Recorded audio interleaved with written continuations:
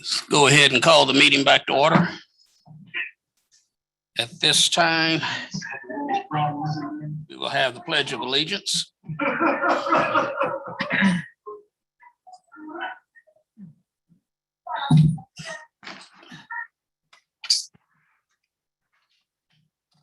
All right, as we begin the Pledge of Allegiance, we are so fortunate to have our intern with us this evening. She's going to introduce herself and start. The meeting back to order. At this time. That was me. My bad. All right, Miss Atkinson McLaury, if you're on with us, you can start the Pledge of Allegiance.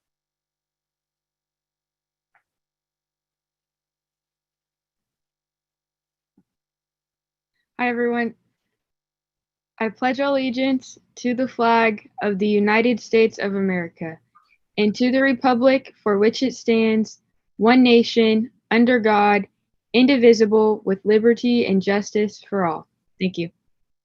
So board members, tomorrow is Miss Atkinson McLaury's final day of her internship, her paid internship, our first high school student. And then next week she goes off to college. I'll turn it over to you. If you have a question for her, we're going to make sure we pull her up on the screen if she's not already there. And I think there's the first question that Dr. Bonebrake asked about where you're going to college. There she is with her beautiful self. She's had all kinds of experiences. So the first question was, where are you going, Miss Atkinson McLaury? I'll be attending the University of Oklahoma in Norman. That SEC school, right?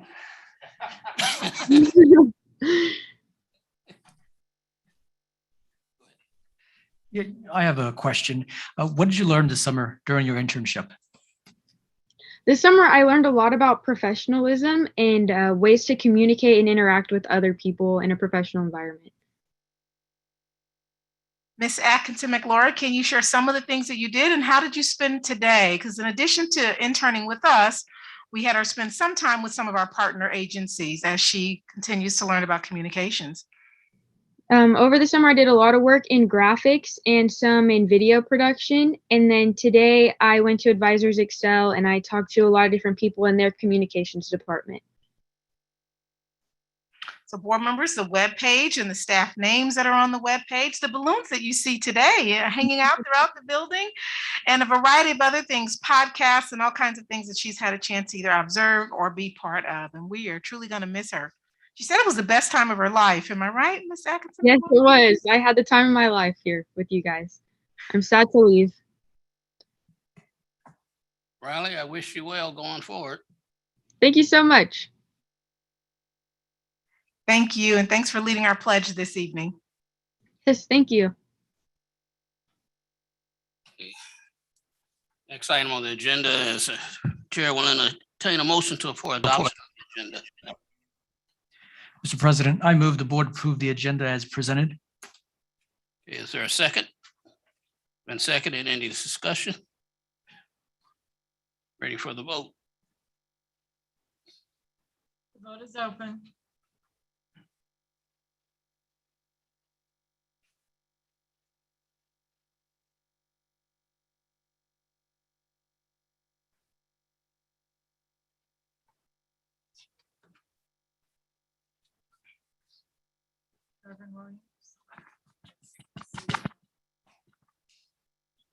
Didn't click. Is Dr. Morrison still on? I am, and I can't vote when the deal is on full screen. Okay. So there we go. Thank you very much. All votes are in. Motion carries unanimously. Okay. Thank you. Next is school highlights. We are so excited. This is a time where we get to recognize our Housekeeping Awards, and what perfect time right before school starts. We're going to turn it over to Mr. Seitz, who will share who has won the Housekeeping Awards.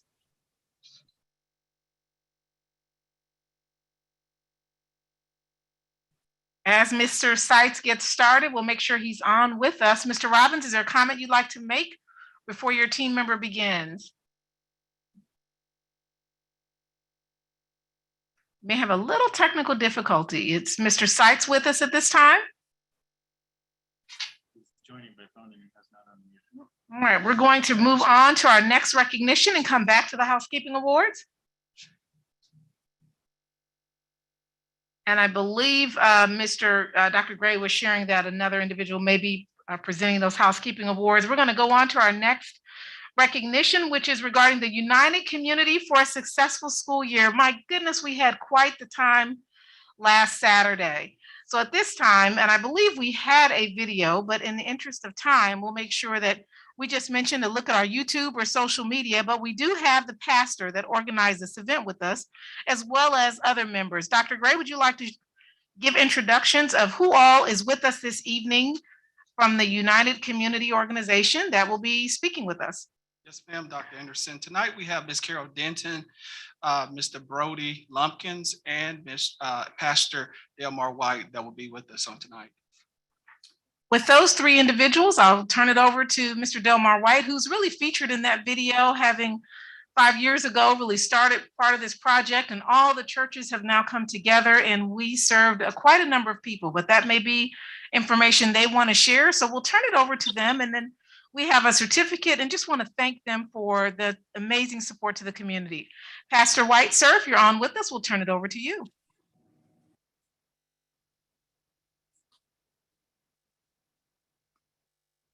And I see Brody's picture has come up. I don't hear Pastor White just yet. So Brody or Miss Denton, if you'd like to just give a couple comments, just a few seconds, and then we'll go ahead and move on into our certificate and the rest of the recognition. Yeah, can you hear me? Yes, sir. Okay, I'm Brody Lumpkins. I am the new local outreach coordinator at Fellowship Bible Church over on the east side of town, not east side, west side of town. I'm new to town, as you can tell. And one of my first projects was helping out with the crew of 10 different churches and 10 different community agencies. And we had 1,200 people show up this last Saturday to Highland Park High School. And we were able to give out around 530 backpacks and enough school supplies for 400 students. And so it was a great time. All of the churches and community agencies were super excited, and everyone was all together. And as the title says, united community. And so thank you for bringing us on this evening. Thank you, Mr. Lumpkins. And we're going to pull up the certificate and then turn it over to the rest of the team that's with us for any final comments. Our certificate says Topeka Public Schools grants a certificate of appreciation. We're going to pull it back up really quickly. For the United Community for a Successful Year, for investing in Topeka Public School students and families. Again, we thank you so much. And that video really does say it all, because 1,200 people, actually more than 1,200 people, showed up to the event. We had a number of people that had vaccinations, a number that got supplies, but also a number that had their athletic training activities. And so just a variety of activities. Pastor White or Ms. Denton, any final comments that you would like to make? Just simply that it was wonderful partnering with Highland Park High School, the principal, all of the staff, the custodial staff. They've just been over backwards to make us welcome and make this work in that space. So this was a great partnership with the churches, community agencies, and Topeka Public Schools. So thank you so much for that. Thank you, Ms. Denton. And Ms. Denton, what church are you with? Which of the churches are you with, Ms. Denton? I'm with Fellowship. Yes, thank you. I'm with Fellowship Bible Church. And as Brody said, we had 10 strong committed churches as part of this partnership. And Pastor White is with New Mount Zion. He is a great influencer in the community and has really done a lot to get support among the different churches. So we appreciate him so much. Thank you so much. And again, I want to make sure that we don't overlook Pastor White if he's on with us. And if he's not on with us, We're going to prepare to move on to the next recognition. Mr. Gowan, we don't have pulled up the YouTube video. We did share that it's on YouTube. I know that's Pastor White made comments on that. Do you have that ready, sir? He happens to have it ready since Pastor White wasn't on with us, and I certainly don't want to leave his voice out. We are just going to briefly share that 2-minute clip.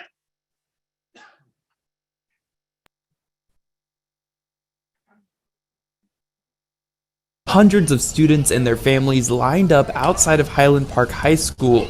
Thanks to a group of 10 churches called the United Community for a Successful School Year, these families received free backpacks and school supplies. 5 years ago, we just kind of looked around and decided what could we do to really help parents and families and guardians to help them a little better as the school year was fast approaching.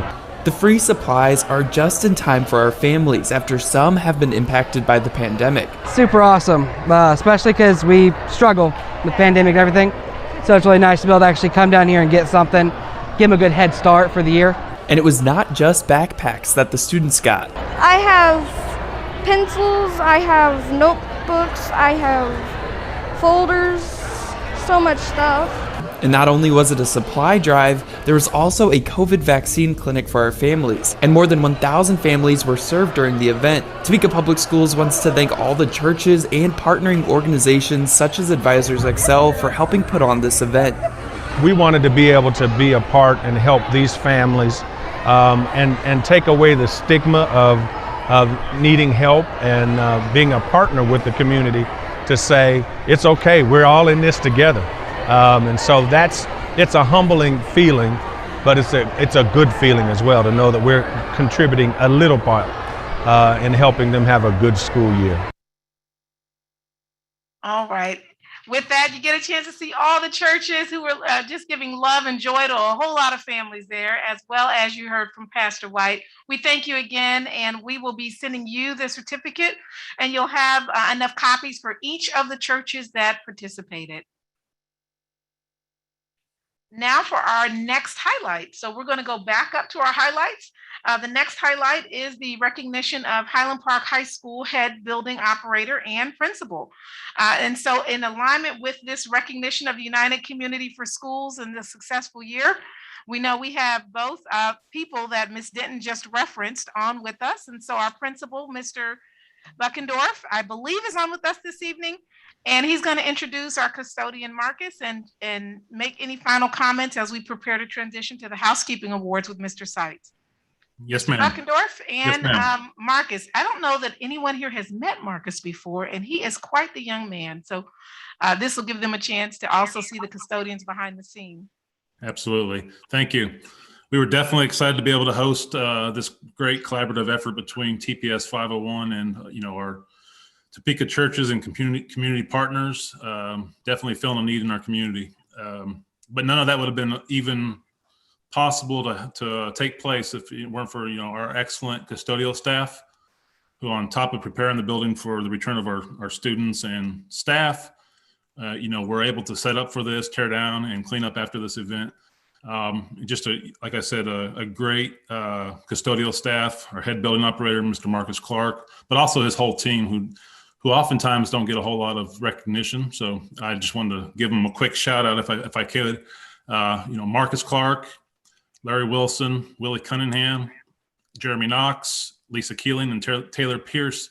Even though they're down a couple members, we're able to get all this taken care of and done. And we just really appreciate them at Highland Park High School. Thank you, Mr. Buckendorf. I'm not sure if Mr. Clark wants to make any comments. He's also a TPS parent, and his wife, they're a dynamic duo, works at Highland Park in the front office. Mr. Clark?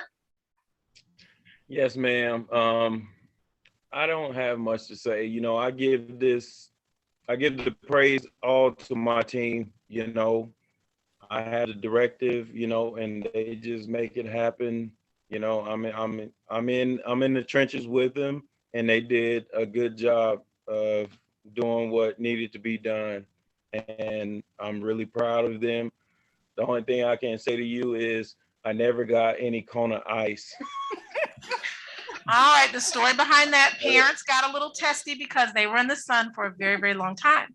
So then we just made arrangements to make sure that Kona Ice was there, and Kona Ice wiped me and my pocketbook out for the families outside So we will make a special delivery to you on me, Mr. Clark, you and all of your custodians. So Thank you, ma'am. I appreciate y'all. and with that, again, our certificate for you, Mr. Clark, as well as we'll be giving one to Mr. Buckendorf, is really an appreciation for your outstanding work in organizing the United for a Successful Year community event. And originally they were planning to have it in the library, and literally like a week or two before the event, Mr. Robbins and myself went over and met with Mr. Clark. And clearly the library would not have worked when you saw the number of people that came, and the gymnasium and all the other areas. He knew from historical context what would work best, and presented a different plan, and we were able to carry that out. Again, thank you so much for everyone that helped that event occur, and we're looking forward to next year's event as well. Now we're going to the Housekeeping Awards. As we're talking about our custodial staff and the amazing work they do, I'm going to turn it over to Mr. Seitz or his designee to take it from here. Can you hear me? Everybody Yes, hear sir. me? Okay. Well, first of all, I want to say thank you, Mr. President, and the distinguished board members for allowing me to present the Housekeeping Excellence Awards for the 2020-2021 school season. Needless to say, this past school year was like none other, and I really want to give credit to the entire district custodial staff, because there was quite a lot of pressure on them, and I feel like they performed as well as could be expected, and probably better than anyone else that does what they do for a living. So I have nothing but the utmost respect and appreciation for all of them. But today is about highlighting those that stood out a little bit better, and so I'm going to start at the elementary school level. And we're going to highlight Mccarter Elementary School. Catherine Cooney is the principal there, and Gary Steinbach is the head building operator. He was without a night custodian for most of the school year, yet he still continues to put out a great product with how that school looks each and every day, and we are very appreciative for what they do. The next, at the middle school level, Robinson Middle School, and at the time, Paula Riley was the principal for that past school year. The head building operator is Colleen Riggs. The 8-hour custodian is Mark Garcia, and Marcus Gay is their night sweeper. And so again, Robinson, I want to say that they have won this either 6 or 7 consecutive years now, and they continue to shine when it comes to always having that building in tip-top shape. And again, I have nothing but the utmost appreciation for that staff as well. At the high school level, Topeka High School, the school principal, Rebecca Morrissey, head building operator, Lynn Palmore, day supervisor, Dennis Watson, night supervisor, Joan Anderson, and then all of the 8-hour custodians, Dylan Babb, Jacob Grindle, Joseph Locchio, Mark Smith, Fred Wing, and Philip Bledsoe. Again, Topeka High always does a tremendous job, and all of our high schools, as was mentioned by Mr. Clark, they struggled with having been down a handful of custodians, yet they still were able to deliver a great product, and I have the utmost appreciation for that staff as well. And then finally, under our specialty building category, Capital City High School repeats from last year. Aaron McCoy, of course, as the principal, head building operator, Gary Sumner, and then our 8-hour custodian, Orlando Acevedo. And so again, my hat's off to that crew for a job well done. And I want to just conclude with a thanks to Nate Schaefer, our custodial supervisor. He had his hands full, not only keeping all of the staff motivated to do the additional disinfecting on top of their daily cleaning that was necessary, but he also had to continue to fill staff vacancies, and he did an outstanding job. And so again, thank you to all, and thank you for allowing me to present this evening. Thank you. And again, along with this highlight, if there are questions from the board, we'll entertain those. But we just want to say congratulations. All of the principals are on as well, and several of the custodians. You may have noticed that the custodian at Mccarter, who's been featured in the news multiple times, was also in the convocation video today, and he's a quiet servant leader. And so if you have questions for any of them, you see the Topeka High faculty down below. So we're going to turn it over to the board for any questions you may have of these distinguished teams. Yeah, my question is, what motivates everybody to perform at that high level year in and year out? So we're going to turn it over to the Topeka High team, since you're the largest school. That question, Ms. Morris, if you heard it, what's the motivation to perform at that high level? I'm going to let them speak to it a little, but I just have to say this big old building takes an awful lot of work. And this group of people, in spite of being down or not down custodians, they make it a beautiful place. Lynn is back here, does not want to speak if she doesn't have to, but you could make her. They just have a pride in this school that is very unique and very special. Thank you, Ms. Morrissey. Can you call on someone as if you were in a class with students to answer that question? What motivates you and inspires you to do the work at the level that you do? I'm going to make Dennis say something, because last year when we didn't have as many people in the building, Dennis painted the entire third floor to make it match the other. So I'm going to let him speak to why he wants to do that. Yeah, we just all show up on time every day and do what we got to do. And we got a great boss, urge us on to get everything done, and we just do it. You can all come and take a look if you want. Thank you. Thank you, Mr. Dennis. Real McCoy, can you introduce who's with you and answer that question about inspiration to do the fine work that's done there? Absolutely. Good evening, Dr. Anderson and the board. And congratulations to my 18-year alma mater, which I kind of feel like that's what it is, Topeka High School and Lynn Palmcorn team. Congratulations, I miss you all. I would like to introduce to you my staff. Gary Sumner is right here. Him and I are twins. And then I also have Orlando with me. He is my 8-hour evening guy, and he said his shirt was just too hot. I'm not wearing it. I need to clean in something else. So I said, you know what? This is yours. You do what you want, right? So for them, I will let Gary definitely doesn't want to speak, and I have no problem talking. So, you know, for them, I just want to say that they are the dynamic duo. There was so many things asked of this crew and all the crews across the district, just as Mr. Seitz said, and we are, you know, we take this with a lot of grace, and I'm humbled by the work that all the custodians put in to not only keep staff and our families and our students safe and feel like it is a warm place to be and that it's clean. And honestly, across the board, thank you to Mr. Seitz, LR. We really appreciate you, Mr. Robbins, for all the things that you purchased for the district to use. But you know, just like us, they come in and out every day, and it's for the kids. So as long as these buildings are clean and our kids can come in, you know, they do their jobs, and for that we're eternally grateful across the board. Thank you. Thank you. And then Ms. Cooney, you want to reintroduce and then turn it over to your custodian, or perhaps you can share briefly what motivates and inspires the team.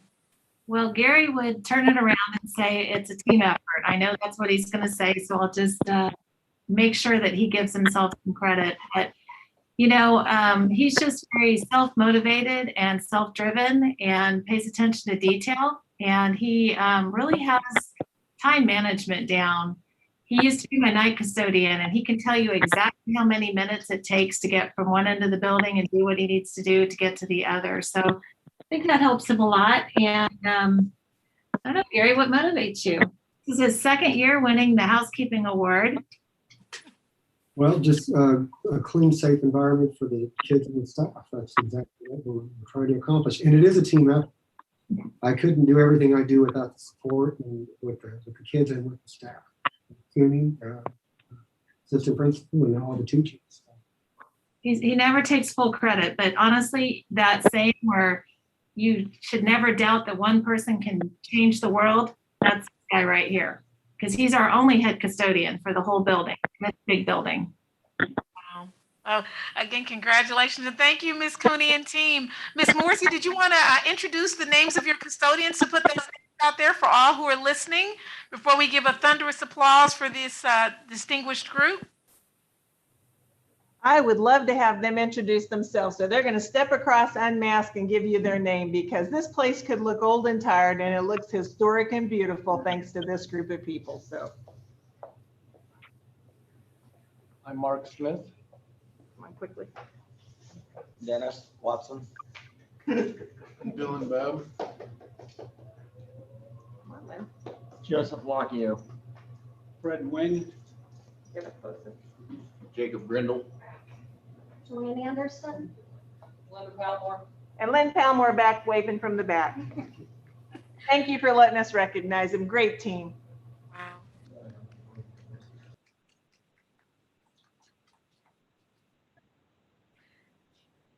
That concludes our highlights, unless Reverend Blake, there's anything else that you'd like to say on that final highlight.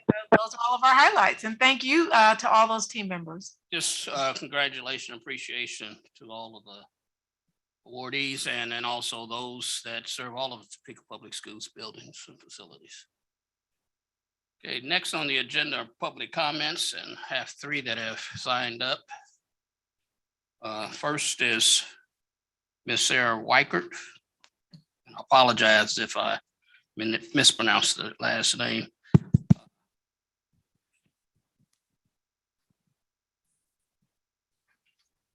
Welcome. Hello. And ask that you come state your name and address for the record. You have 3 minutes to address the board. We ask that your remarks to the board be respectful. If you should have a complaint against a specific employee, we ask that you submit your written complaint to the superintendent.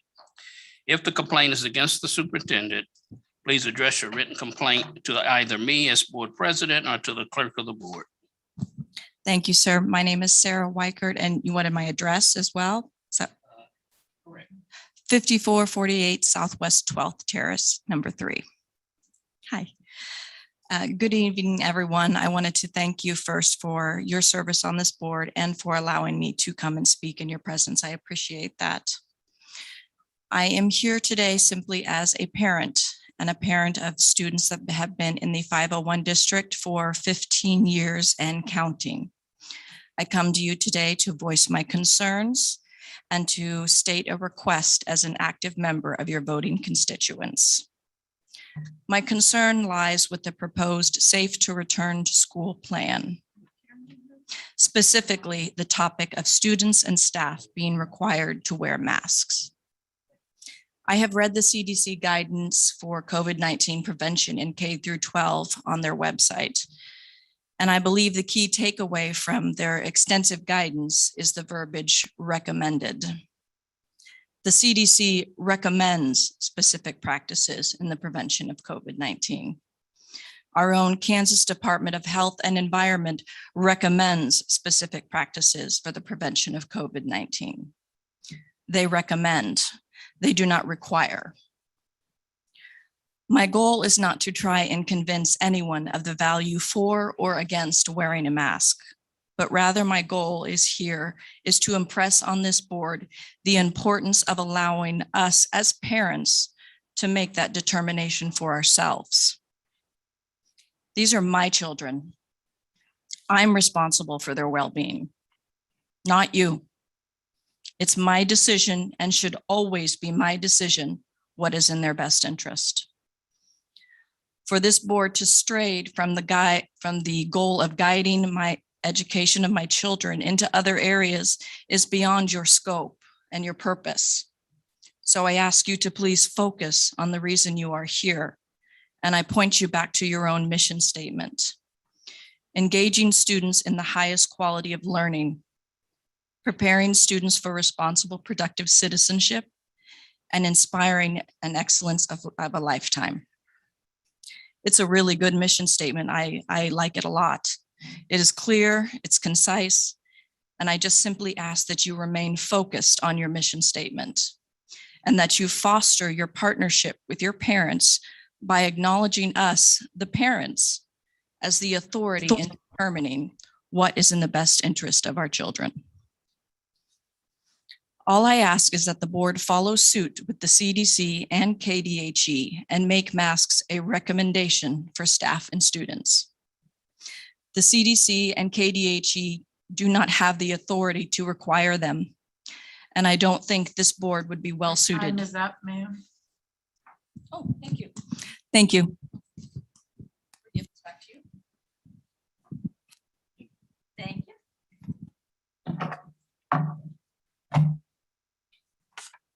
Next is Dr. Randall Schumacher. Here are joining us. Yes, I'm here. Can you hear me? Yes, I can hear you, Reverend Williams. Can I ask that you state your name and address for the record? Yep, my name is Randall Schumacher. I'm at 2208 Southwest Knollwood Drive here in Topeka. Am I okay to start? I got some instructions for you. Yes, sir. You have 3 minutes to address the board. We ask that your remarks to the board be respectful. If you should have a complaint against a specific employee, we ask that you submit your written complaint to the superintendent. If the complaint is against the superintendent, please address your written complaint to either me as board president or to the clerk of the board. Floor is yours. Thank you for having me tonight. So as I said, my name is Randall Schumacher. I'm a graduate of Randolph Robinson and Topeka High. I've been a pediatrician in Topeka for the last 10 years, and I'm a proud parent of 3 kids in 501, 2 at Meadows and 1 at Jardine Middle School. I appreciate the opportunity to address the board tonight regarding the reopening plan that's being discussed. First, I'm just going to give a quick background on kind of how we got here. About a month ago, the CDC released guidance for safe return to school this fall. At that time, they recommended a layered approach that's been shown to allow children to remain in school. This included encouraging vaccination for all that are eligible, maintaining 3 feet of distance when possible, appropriate ventilation, hand washing, and then mask wearing for all individuals that were not fully vaccinated. 10 days later, the American Academy of Pediatrics released their recommendations that everyone older than age 2 wear masks regardless of vaccination. So there was some confusion between the recommendations. A little over a week ago, on July 27th, with rise in cases of the Delta variant, the CDC updated their guidance with a recommendation of universal indoor masking for all teachers, staff, students, and visitors to K-12 schools, regardless of vaccination status. I'm speaking before you tonight in support of this universal indoor masking, given the current community transmission levels. As a pediatrician and a parent, my priority is to have my children and the children I care for in school alongside their friends and their teachers. And I believe that in order to do that safely, it is important for us to use all the tools available, including vaccination, hand hygiene, spacing when we can, and masking, especially with the increasing prevalence of the Delta variant in our community. Using KDHE's website, we can look at the 2-week % positive case rate for Shawnee County, and you can narrow it down to 5 to 17-year-olds. At the end of May, this value for a 2-week % positive case rate for COVID was 2 to 3%. Versus a value of almost 14% for the 2 weeks that ended back on August 1st. At Stormont Vale, where I'm a pediatrician and an outpatient pediatric medical director, we are updated daily with our metrics.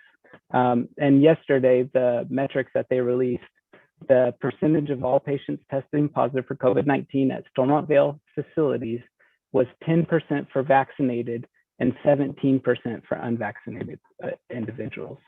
So it's my opinion, the opinion of the AAP, and the opinion of the Kansas Department of Health and Environment that these numbers prove that the layered approach, which now includes masking of all individuals, will be a valuable tool to keep children in person this fall. Again, I appreciate your time. I have hope that I've been able to add valuable input. Thank you. Thank you.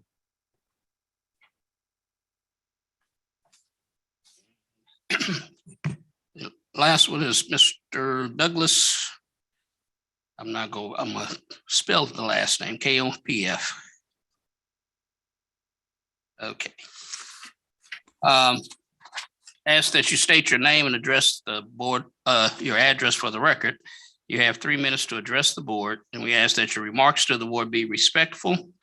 If you should have a complaint against a specific employee, we ask that you submit your written complaint to the superintendent. If the complaint is against the superintendent, please address your written complaint to either me as board president or to the clerk of the board. And the floor is yours. Thank you very much. My name is Douglas Cope. I live at 3429 Southwest Class. And I do want to thank you very much for the time to speak with you here this evening. I've got a couple of concerns here today about the reopening plan here. Number one, I'm very disappointed as a parent that you've waited until tonight to make this decision and give this guidance to the leaders that are trying to prepare to open our schools next Wednesday. Whatever you decide tonight, the administrators now have 3 days to implement these plans and be ready to teach my kids next Wednesday. The administration in these schools deserves a lot more than that from you. And I'm disappointed that tonight's the night that the decision is going to be made. This should have been done a month ago, and tonight should be about making modifications if necessary. Secondly, as a concerned parent, I also come before you as the first speaker did, and I say no mask mandates. I asked the question, first off, who are we protecting by forcing kids to mask up? Are we protecting our children? I say no. I've seen the data. I've talked to my doctor. Kids do not suffer serious consequences from COVID in most cases. I looked up a quick CDC study just to see if I could get a number to throw out to you here. I know it's not about the numbers, but a study from 12 to 17-year-olds from the beginning of the vaccine right about to the time that they started making the vaccine available to these children. The hospitalization rate for 12 to 17-year-olds was 2.1 per 100,000 children.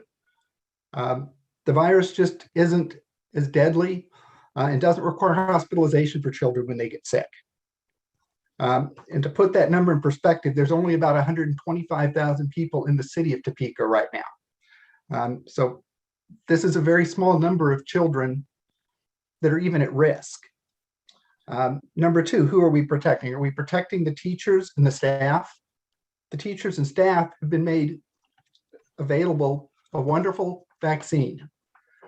One of the best vaccines I've ever heard of. It's effective. It works. Are we protecting the parents of the children? Again, the parents have those same vaccines available to them. These children are not going to bring diseases home to their parents because the parents are protected also. And the parents that can't be protected have an option to homeschool their children. Options are there. We're adults. We're voters. You work for us, not for the CDC. And we demand no mask mandates. Thank you.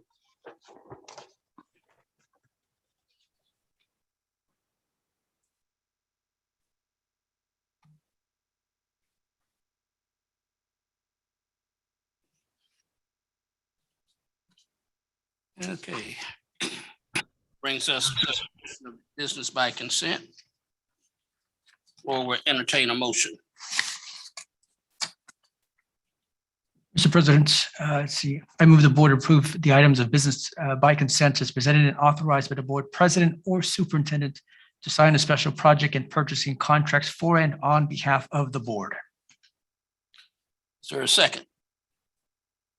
Okay, it's been moved in second. Any discussion? Dr. Mickelson. I just want to clarify, Mr. Robbins is in the audience, but just regarding the prescription drug, dental coverage, and health insurance for next year, that individual employees will not see a premium adjustment. Is that correct, sir? That is true, Dr. Mickelson. With what is being presented to the board tonight for approval, the increase that we were about to incur in our insurance premiums for individual employees or employee plus children or employee plus spouse or even family, the amount of those increases would be offset if the board approves moving those dollars from contingency.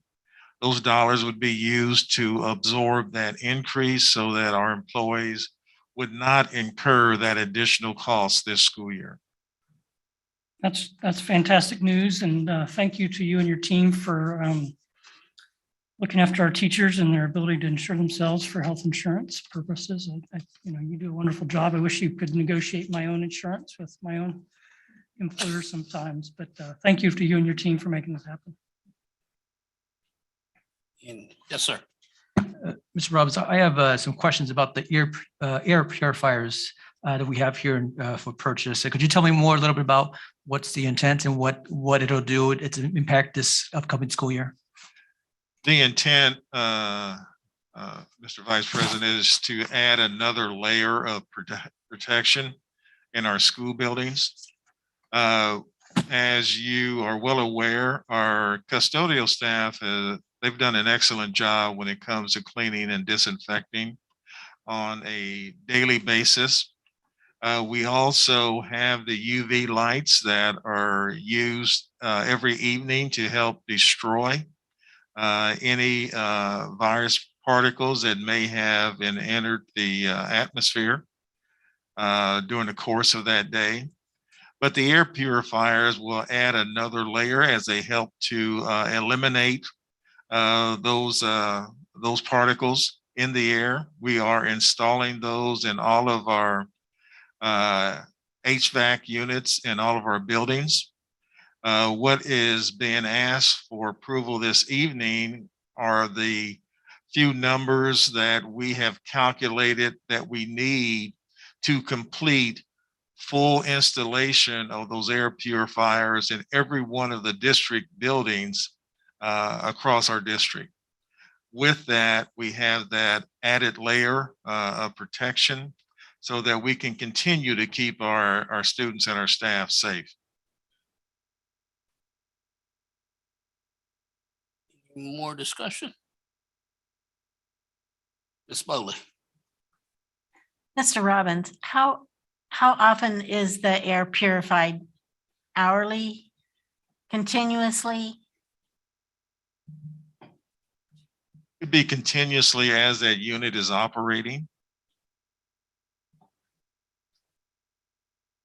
Thank you. And it has proven, or I should say, it is advertised anyway, and has been validated that it is removes over 99% of any of those virus particles that may be in the air or in the ventilation system.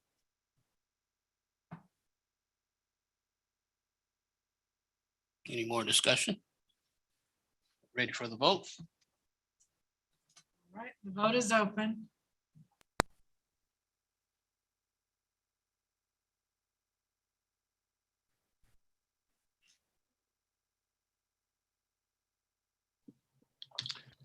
So we went back to a full screen again, so I can't vote.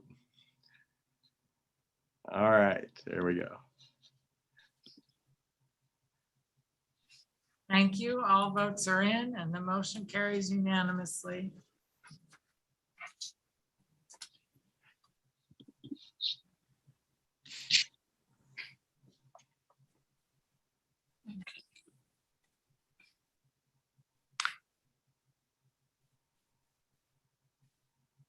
Next item on the agenda is superintendent's report. At this time, we have 3 up. I caught that before it pierced your ear. But if you were sleeping, that would wake you up. All right, it is the beginning of the year. And so today was so exciting with convocation. If you didn't see it, it's on social media for board members under the back to school updates. The reopening plan is later within the discussion. So we're just going to share our little back to school update and then we'll come back to that strategic plan. You have a folder at your desk. Last year, many board members or last year, perhaps the year prior, visited schools. We just kept the same schedule from a couple of years ago and said, hey, whatever school, of course, you want to go to at any point, first day, first week, or thereafter, feel free to do that. However, if you would like for a leadership team member to meet you at a school and help tour you around, that's the schedule from previous, and we just listed that same schedule and who the principal is. And you can let us know if you like for a leadership team member to plan to tour you around, and or the principal will just know that you may be coming, so to create a little time to tour you around as well, or at least show some of the beginning of the year items. So that schedule is in there. Additionally, the academic calendar is in there. And then those media partners that are so thoughtful and spending a little time with us this evening, you guys will get the calendar as well, so you know to come to our events. And so all the events and photos are in here. The communications team did a phenomenal job putting together the annual report calendar, which gives data, statistics, and Dr. Gray is getting a calendar for each one of our media partners. So they leave tonight with that as well. So for our back to school updates, our principals are online with us. They've had just an exciting day, and they really are here as well for your conversation later in the report. But I will ask for Mrs. Hoffman. She probably had the most exciting activities that I've seen in my years at her building. I'll just ask her from a middle school in terms of back to school updates. Do you want to share about your convocation yesterday and today, and what middle school parents can expect on that first day? Absolutely. It was a fabulous first couple of days back with staff. It's so nice to gather together in person after being a year apart and working kind of individually in our rooms and our spaces. We had the French Middle School Experience, a game show event to reacquaint ourselves with each other and our school and district mission and school improvement plan. My assistant principal, Amy Wagner, was so creative in just creating this team building experience for us. It was a lot of fun. We just had this whole game show day. As far as middle school, we welcome our sixth graders back for sixth grader camps on Wednesday, the 11th. Just sixth graders will be in the building. Each middle school staff will be dedicated to orient the sixth graders to middle school life. And then the rest of our students show up all together on the 12th. The next day. And again, every middle school is doing a great job at planning many orientation experiences for all students, because many of our students haven't been in our building much at all due to a year and a half out of school, or for many of them. So we're looking forward to having students back in and getting back to some normalcy. Thank you, Ms. Hoffman. You'll be hearing from other principals again a little bit later as Mrs. Morrissey is on with us. She is also the Director of Athletics. So she'll be talking a little bit later and answering any questions you may have under the reopening plan. And we have several elementary schools with us as well. So you'll be hearing from them as well a little bit later as you have questions about what will this look like as we talk about reopening. Do know that all of the principals who returned weeks ago went through this reopening plan based on what has been on the website ever since the CDC released guidelines. Last year, that's what we posted on the website. This year, that's what's posted on the website. So all schools have been prepared with materials, the appropriate spacing based on those recommendations and guidelines, and they are ready to move forward with what you decide this evening, because the main discussion really at this point will be about masks and other such matters. But the CDC guidelines that were followed last year, they're prepared to follow those this year, and those guidelines have been adjusted to some degree, but many of those same guidelines are still in place. We anticipate, as our back to school update, looking at enrollment further in about a month. Remember that last Wednesday in September is that final count. So you'll get a full report then, but just to give you a brief glimpse at where we are today, Dr. Kip is on with us and he'll give that enrollment update. He's just going to share the number and answer questions you might have in that regard. Dr. Kip? Yes, good evening. We've been fast and furious with registering families, and I know the schools have done a great job in getting some of the more technologically challenged families registered. As of 3 o'clock this afternoon, we have 12,660 students registered. So my projections for this coming year were 12,900. So we are almost there. We have about 300 more kids to go, but on average, we are enrolling and registering about 100 a day. So given those statistics, we're kind of elementary is 98% registered and secondary is 93%. And so feel really good about progress, and we'll be ready day one. Thank you, Dr. Kip.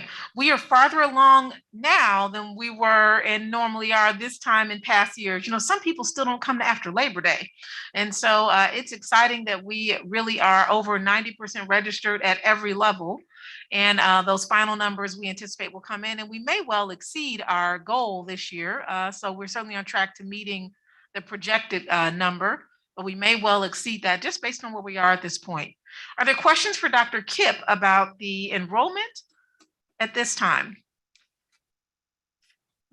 Yes, thank you, Dr. Kip. Of the 12,660, how many of those, or what percent are enrolled in our virtual school? Well, the percentage would be a little tricky to determine out of the whole district. The last time I checked, I want to say it was close to 200 from K-12. I'm including all of the elementary virtual as well as the Avondale students as well. So yeah, there's actually been more interest in that recently in light of some of the pandemic events. Some parents that I've talked to have opted more that direction. Interesting. On the elementary end, it's about 40 to 50 students. Am I correct, Dr. Kip, out of that 200 number? Yeah, that's a very good estimate. Other questions for Dr. Kip before we move on to the strategic plan? Dr. Mickelson. So I've gotten a lot of emails from parents on both sides of this mask issue in the last 10 days or so. And I intend to vote for support the CDC recommendations. But I know some parents are not happy about that. And I'm wondering if somebody could explain publicly for their benefit, the benefit or the options available to them from a virtual school if they choose, I'm not gonna send my kid to school or whatever. I'm not sure what this board will decide tonight, but there may be an opportunity to educate parents who may be on the fence about enrolling their kids here based on our mask decision tonight. And so virtual school is an option for those parents, right?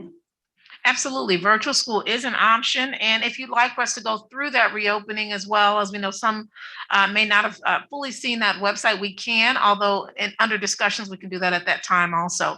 And Ms. Wallace, or Dr. Kip, if I missed something, please let me know. There are about 11 virtual elementary schools in the state of Kansas. We piloted one last year, so we are one of those schools, elementary virtual schools, and we may well be the 12th. And so with that, elementary K-12 virtual is certainly an option. In addition to that, this year as we proceed, we've been we've worked very closely with families who have some special needs in terms of scheduling for students and what that looks like. And so, I really encourage families that if they are hesitant, particularly if they're secondary, but even if they're elementary, to have conversation with their principal to see if there are some alternative kinds of schedules during that would still allow them to come to the school and have classes on site, even if it's in another individual space. Additionally, you should know that while remote means off campus, a student in essence could come to school and ask for their, if the principal can accommodate it, have a private space if it could be accommodated and still have school on campus, but still work through that virtually. Those are options that continue to exist. Ms. Wallace, did I leave anything out, or Dr. Kip?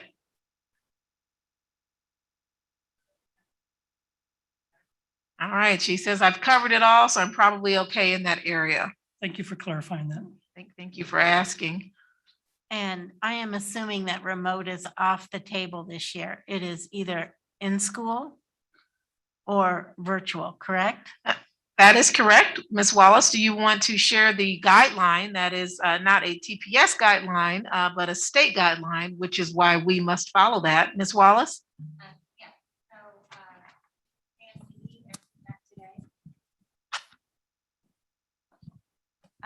We met today with KSDE and previously last week at their conference, and the legislative decision was up to 40 hours of remote learning per student.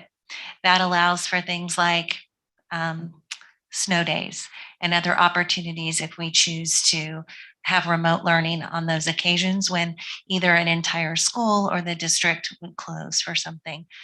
But no, remote learning is not an option unless you have an IEP, or there are a few exceptions like that. Thanks. Yeah, I had a question about, I've heard some individuals asking whether if somebody enrolls in the virtual school, whether there was flexibility to, after things, get better in terms of transmission, to be able to come back to the classroom. What are your thoughts on that, the flexibility? Tag team, feel free, but certainly, we've had secondary virtual school for a number of years, and students do enroll in virtual for various reasons, health reasons, mental health, a desire because they just moved in town. And then when they would like to move back to their home school, should they choose to do that, that certainly has remained an option. So that is an option to exercise. Ms. Wallace, do you want to add anything to that? No. That's accurate. I just want to follow up to Mr. Munoz's question. So if a student is in virtual, do they need to stay until like the end of first quarter? I mean, can they say, okay, I'm going to go back to in person next week? I mean, is it like by quarter, or how is that decision made? And one of the things, if it's okay with the board, if it pleases the board, Ms. Wallace is asking Dr. Grimes just to join the meeting because she is the staff member over virtual. It also might be helpful in that regard to just for the public to see who Dr. Grimes is and to know that she's overseeing virtual. We also have an elementary, but she oversees the broad umbrella. And then we have a staff member that assists with the elementary and helps lead that. So she'll speak to not only that question, but any other fine details that might be helpful for the entire public. Thank you, Ms. Stewart Campbell, for asking the deadline for moving in and out. And then she'll be giving that structure that she requires for moving in and out and how to get on. And Dr. Grimes was already on with us. I'm on, yes. So she's a step ahead. We'll turn it over to you, Dr. Grimes. Yeah, so to answer your question is, yes, we like the flexibility of students to be able to move back and forth at an appropriate grading period. So if you're in elementary or you're in middle school, the quarter, at the end of a quarter is the right time to transfer back and forth between virtual school and your home school. For high school, you really need to finish the semester to gain credit. So high school students can transfer at semester time. Dr. Grimes, is there anything else that might be helpful for families, such as extracurricular activities at schools, but you're in virtual, that might be helpful for the board and families to know? Sure. So yes, students are eligible for all extracurricular activities. They have to follow the same Cdc Guidelines, which means they'll have to be enrolled in 5 courses. They do have to have a course at their home school in order to participate. Usually that last hour right before practice starts is the time that we would want them to take a class. So we do dual enrollments with homeschool. We do that on several things, whether you're an athlete and you want to do mostly virtual, but you have to take one course at your home school, or maybe it's an honors class or Spanish class that we don't offer, and you want to take that in your home school. We have several gifted students who took honors classes at their home school. We're dual enrolled with us in the virtual program. So there's a lot of opportunity, a lot of different options, and virtual just really offers some flexibility for students and families. Thank you, Dr. Grimes. We do have our strategic plan that's next, but are there any other questions about just updates in general and enrollment? I was wondering what our numbers were for preschool. Ms. Sharp, can you share a little bit about our preschool numbers at this time? And for those that don't know, we have preschool in just about every school and a preschool academy, both at Shawnee, Pine Ridge, and at Sheldon Head Start. So I'll turn it over to Ms. Sharp that'll share a little bit about preschool. Thank you, Dr. Anderson. Good evening to the board members. Preschool, we are plugging right along with our enrollment efforts. Our enrollment coordinator, Lindsay Winter, has been feverishly going through applications. I will tell you that we really saw an uptick with submissions on the day of the in-person enrollment. We then also offered another in-person day on the 3rd and saw another big uptick with submissions. So we're feeling really good about where we're at. I think that we're ahead of where we were last year at this time. We're seeing a lot of tuition applications and getting those students placed at Shawnee Early Learning Academy. So I think that we're going to see good numbers at preschool. Can you give the overall enrollment, or Dr. Kipp, can you go ahead and share the overall enrollment and then the students that are on the waiting list that you're still processing? I can give you some summaries by building or by program, if that's helpful. And given, since we have so many schools, just overall as a district, I'm gonna just ask Dr. Kipp, can you give the overall enrollment? And then if there are other finer questions, if you want to know about all 15 places, then we can do that. But Dr. Kipp, can you give that overall enrollment for preschool from what you have in Tyler?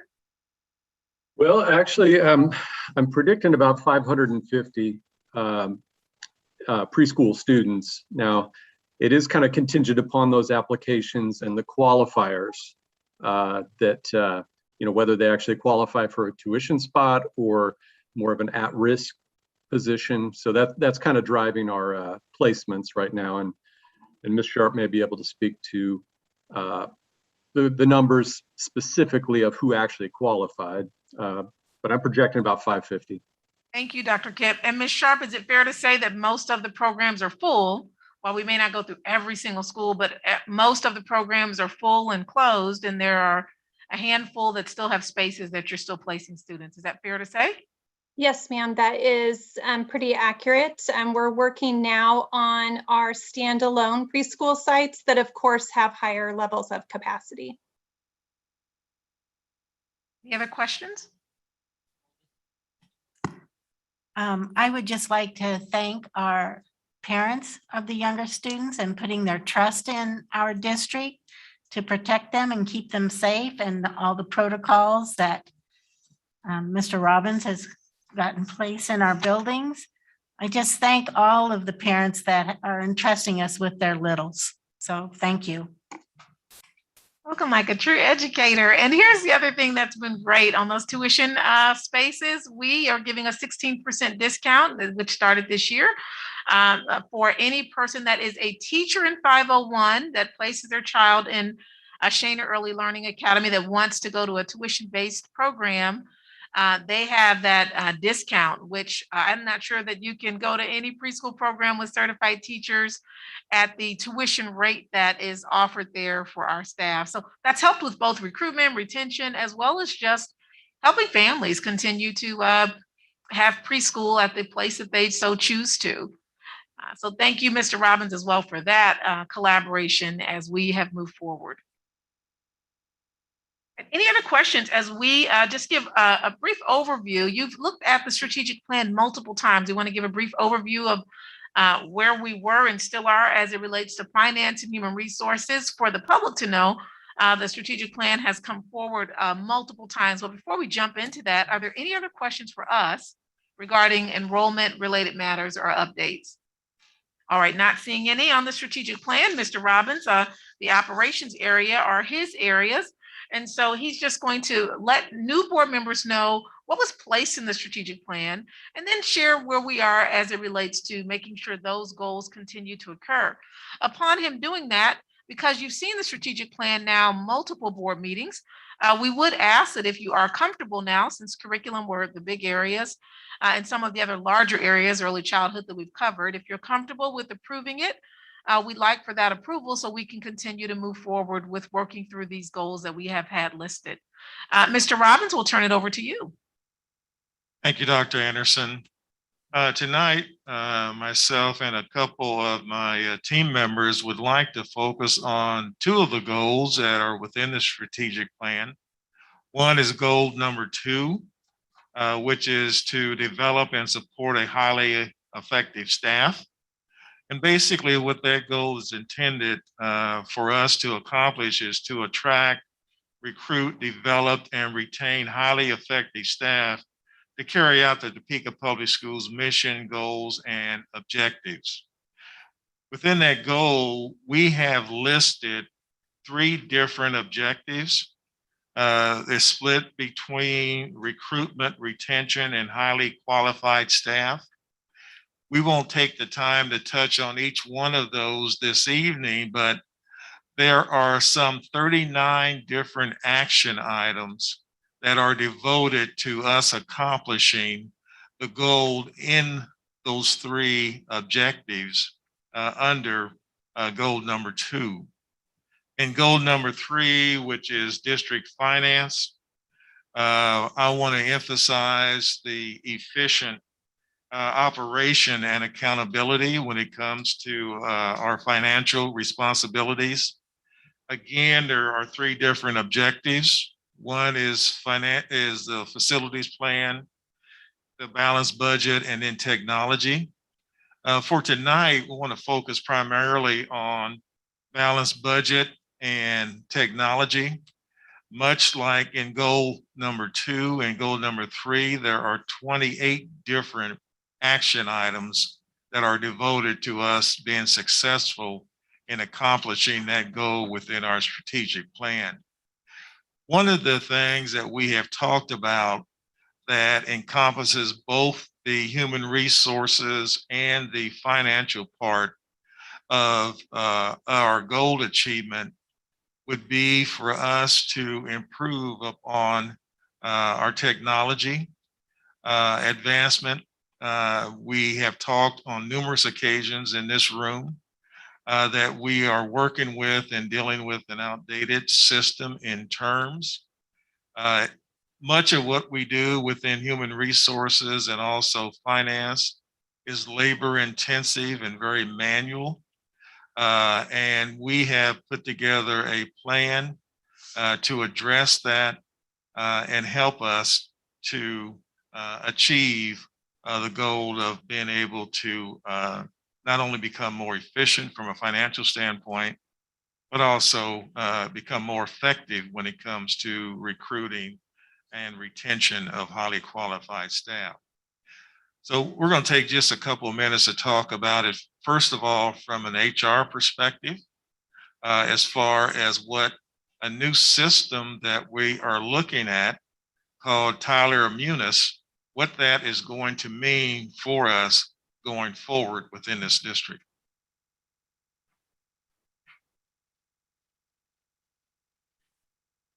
Good evening.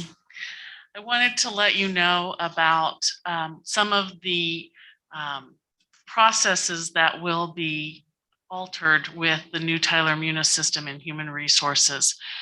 Probably my most favorite one is the fact that applicants will be able to apply for positions off of their mobile device. We currently do not have that capability unless they're walking around with their laptop. So I am excited for that because a lot of the new generation coming out looking for jobs are very impatient and don't have a computer. They just want to do it when they think about it. And so it will give them that option. The other thing we can also do is do an automated messaging system where we can, as soon as we get their application, we can send them an email saying, here are the times we have available for an interview. Please pick the one that works best with your schedule. So we can get that set up almost immediately. Also, the nice thing is when we enter in an applicant, when they enter in their information, their home address, their phone number, their work history, when we do hire them, it will automatically transition that information over into our HRIS system. So there is no repeat data entry that we are currently doing. There are a lot of times where we have to enter information 2 or 3 times to make sure that it gets into all the systems that we need it in. So there will be fewer data entry errors. It will be much faster, which is probably one of our biggest concerns of our hiring managers is how quickly can we get them into terms. And so this will turn around quite a bit. We're also looking forward to the fact that we will have easier reporting. Right now, I have about 2 people in my department that know how to run reports off of terms. And a lot of times they have to contact IT to get assistance. With this Tyler Munis system, it works like a lot of HRIS systems. And so I think I will even be able to run reports and get information at the push of a button. The other thing we'll be able to do is when we set up the system from the start is we can track new and different information that we can't really keep track of from terms. I've listed a couple examples of things that I would like to personally keep track of. Which recruitment methods are most effective. When someone applies, they can tell us where they heard about Topeka Public Schools was hiring, so we can determine what is most effective, and then again we can determine what's cost effective, and then also we can hopefully reduce our cost of recruitment in that we are we reduce the time that it takes between the time they fill out an application and the time they are hired. And hopefully also it will free up my staff for some time to actually go out and shake hands and meet people and tell them that we're hiring at Topeka Public Schools.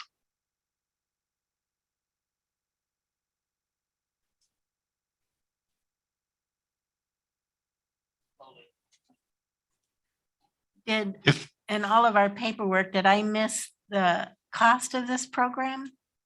Is it in here? Is it in our plan? Mr. Robbins, you're talking about finance and we're like moving straight on into finance. And then we'll kind of come right on back to that. Mr. Robbins? Thank you. Yes, I was going to say, no, we do not have listed the cost of the program. And I don't recall right offhand what we are paying for Tyler Munis. And Mrs. Bowley, Tyler is something we put in place 5 years ago. And so our bus system, our bus system has now been able to connect with Tyler, our data system. And so the next step as Human Resources has looked at that next piece. And so those prior presentations prior to this current board have been made regarding the investment in Tyler in different areas.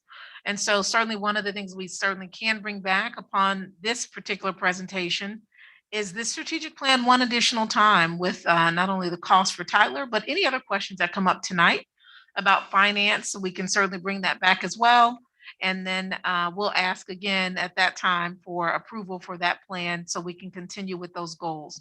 All the goals mentioned tonight are objective and goal areas that were placed in there some time ago. They're just continuing to stay on that track and explain it and in some cases refine it.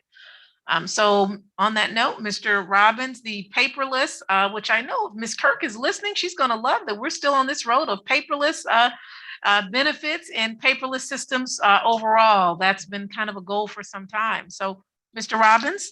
Yes, Dr. Anderson, as we transition from human resources to finance, and Mr. Mickey comes up to the microphone, I can tell you that we have found that boarded item, Ms. Bowley, and it was 1.2 million. And that is, we are already using that system, is what I'm understanding. We're in the process of transitioning to that system. Okay. We're using Tyler as the parent and the Tyler HR is one arm of that. Correct. But it's safe to say we haven't invested in HR software in, I was going to say decades. In 21 years. So the overall Tyler system is our investment. And then this is one section of that outside of the other sections. All right, Mr. Robbins, did you want to speak to the finance benefits before we transition to the next item? Yes, please, Mr. Mickey.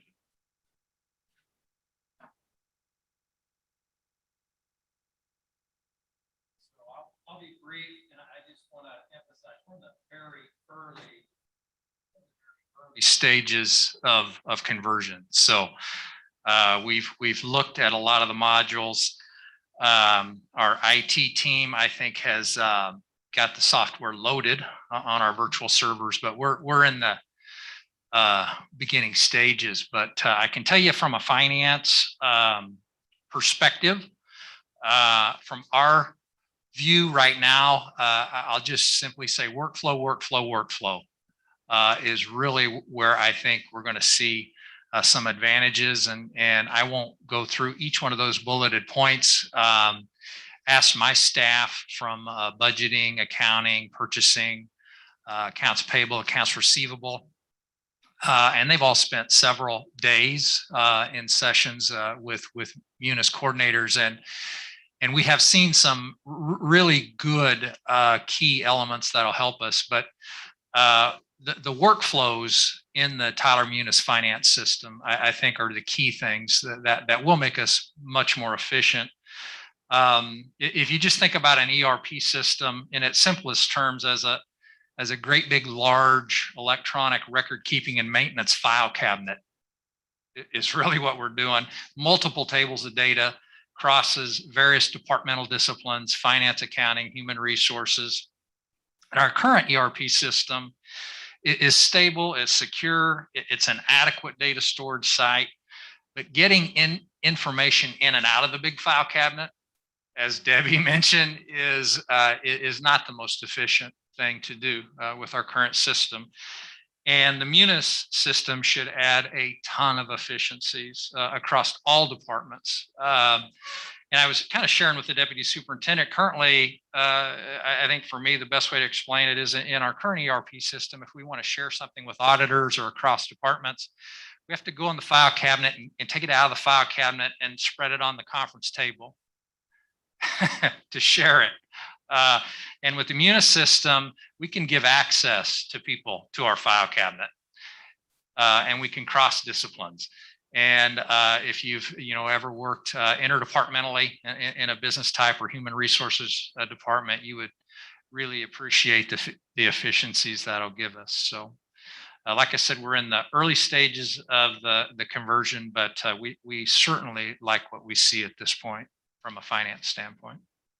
So, Mr. Minke, in that same spirit, for those that are listening or may not be able to see the PowerPoint slide that you have up, just the items that are areas for improvement that you're anticipating, if we just go down those bullets for those that are listening but may not be able to see that slide, what are those? Yeah, we see some real efficiencies that are going to be gained in our payroll reporting, our record keeping, exchanging data with the IRS, with CAPERS.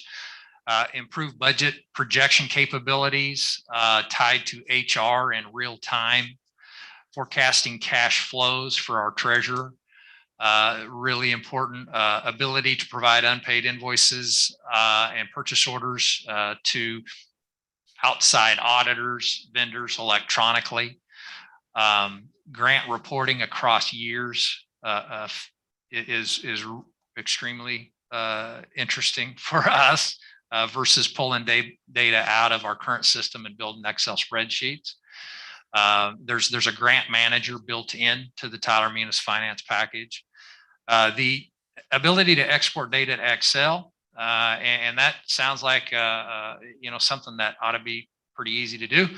And we need a lot of IT help currently to do that with our current system. And as Debbie suggested, there's not anything really that I've seen in any of the modules that the individual at the desktop can't export into an Excel spreadsheet. And if you're a Power Excel user, you could create pivot tables. You do whatever you want with the data and display it however you would like. And then again, going back to our purchasing department, just everything, the workflow from our school buildings, being able to request, and how that workflow through the system, attaching the information they want our purchasing department to look at to consider the request, and then the approval, adding accounting budget authority to the request and moving that along to the vendor electronically, end to end. And that's not what we do today by a long shot. Thank you, Mr. Minke. So that paperless goal that we put in place some time ago, we're still working towards that. And these next several years, we'll be working towards implementing that fully. So we would ask for the board, we're just going to bring this plan back with the costs on the end for the finance department. And then we'll give you some time to send any other questions you may have our way. And we'd like in 2 weeks to bring that strategic plan back, show again the years in which we'd like to continue the progress we've made thus far and to build onto those goals. Just for clarification purposes, the word highly effective has a meaning or definition within education. Mrs. Wallace, maybe you could define highly effective. Of course, we want to hire highly effective staff, but it has other meanings. Am I right there, or am I missing? Highly effective would be the end result, which is for us, student achievement. But is there also some sort of a certification or something? Absolutely. And so Yeah. highly qualified Highly is what you're qualified, that's what thinking I'm in that thinking of. regard. Okay. Ms. Wallace, can you speak to highly qualified and what does that mean in educational terms? When you're talking about effectiveness, highly qualified would be one of I those misspoke pieces. earlier. It's highly qualified. No, absolutely. So highly qualified is a definition used by our federal and state government for how a teacher is licensed. Okay. So if you are licensed to be a K-9 elementary teacher, you would not then be able to teach you might be able to teach 9th grade language arts, but not 10th grade. And so it's very clear, it's based on your endorsements and your education. And our goal is to have 100% of students be taught by highly qualified teachers. Correct. Right. Okay. Thanks for that clarification. Dr. Anderson, one thing I'd like to add is when you look at all of the action items associated with the two goals that encompass human resources and finance, if we had to highlight one, that is what we chose to do tonight. The one that we feel is most important to our success in both of those areas. And that is the successful implementation of this new system. As Mr. Mackey mentioned, we are at the early stages. We have a goal of having this system ready to fully implement by July of 2022. That is not a drop dead date. If we feel that we are not ready to successfully implement by that time, then we will delay that implementation so that we don't do the same thing with this system that I hear occurred with terms, in that they had a deadline for implementation, and when that time came, they flipped a switch for a department that was not ready for that, and it was pretty disastrous, and we want to make sure that that doesn't occur. But right now, our goal is July of 22 as far as implementation. Thank you, Mr. Robbins. It's been exciting to see us go online with enrollment, online with various curriculum areas, and online now in the area of finance and staying on track with that. Those are all of our areas, Reverend Williams, under the superintendent's report. And again, the principals are remaining on to be available for the reopening plan. And if you'd like for us to go to that website at that time, when you're discussing it, we're prepared to do so. Thank you. That brings us to action items, and we have 3 action items, but 2 of those items. Discussion before action. I'm just reading the agenda. No, that, I mean. All right, so let's move on down to the, thank you, Ms. Lister. First discussion item would be the April adjustment of the calendar. Ms. Wallace, would you like to speak to that?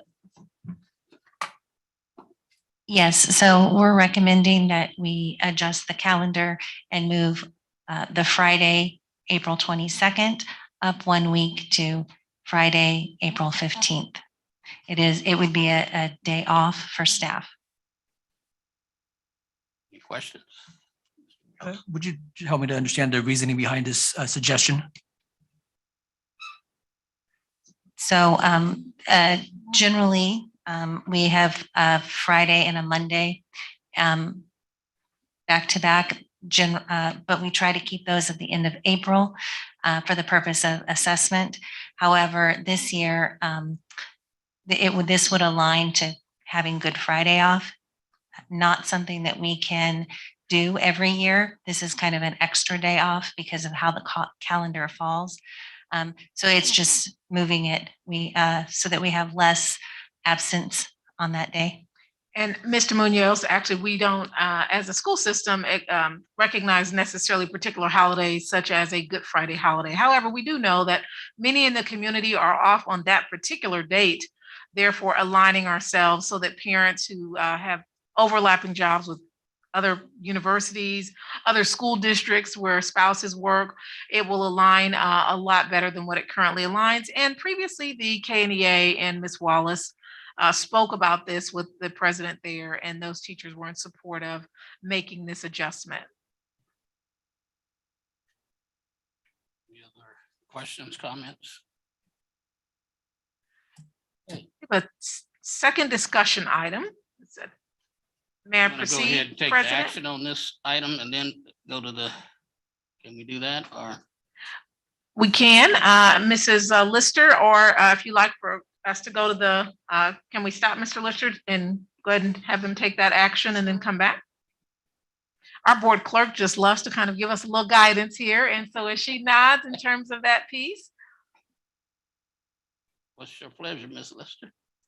You want us to go to the next discussion item and then come back? Yes, because we approved the agenda in the order that it's set up. All right, the next discussion item, may I proceed, President Williams? Is the 2021-2022 reopening plan. Yes, sir. And so I'll leave it to the board to have discussion, but if you'd like for us just to remind everyone from the last board meeting, where it is on the website, what those CDC guidelines are, we're certainly prepared to do that. But I'll turn it over to President Williams and the board members to let us know what you'd like for us to revisit since we presented on this at the last meeting. Okay, the reason that we deferred it to this meeting, that we had a few of our board members absent at our last meeting, so we wanted to get their input. And so that's why we are visiting this again tonight before a final decision was made. So what was that? Variants. Okay, here.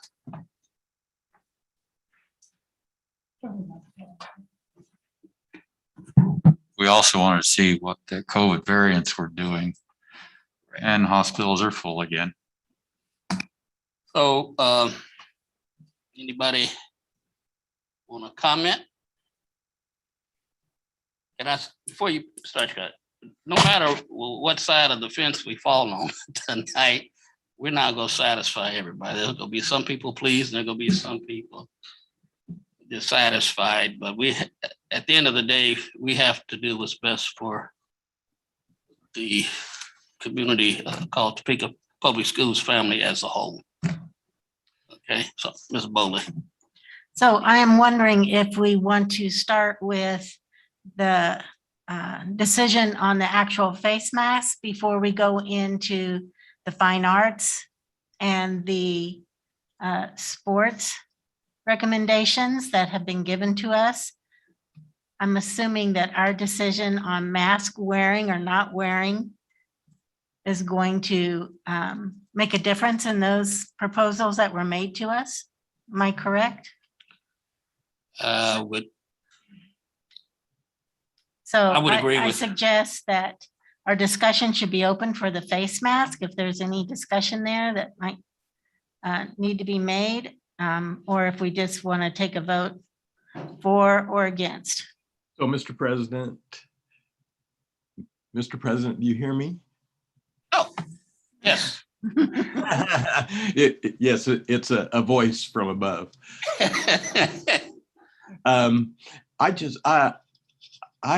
There's a myth out there that COVID doesn't affect children. Well, I just looked online and Children's Mercy's at capacity with COVID patients. They are getting something like 30 new COVID, positive COVID a week. A child can get COVID, probably is not going to die. However, the long-term effects, the long haul syndrome, we don't know about. So it's a myth to say children, are fine. I respect Dr. Schumacher's recommendation wholeheartedly because he is working with a lot of those patients right now. So I would go along with CDC and the American Academy of Pediatrics recommendations strongly, at least until Shawnee County can go the other way. I don't know what, we were in the orange last week. I don't know what we are this week, but I do know the last I heard there were 36 COVID patients in Stormont Vale. So it doesn't appear that it's going the other way. So I don't know, maybe Dr. Anderson has heard from Shawnee County, but I don't know that. So I would push us to, at least at this point, to go with universal masking while indoors and when they can't be social distanced. I like to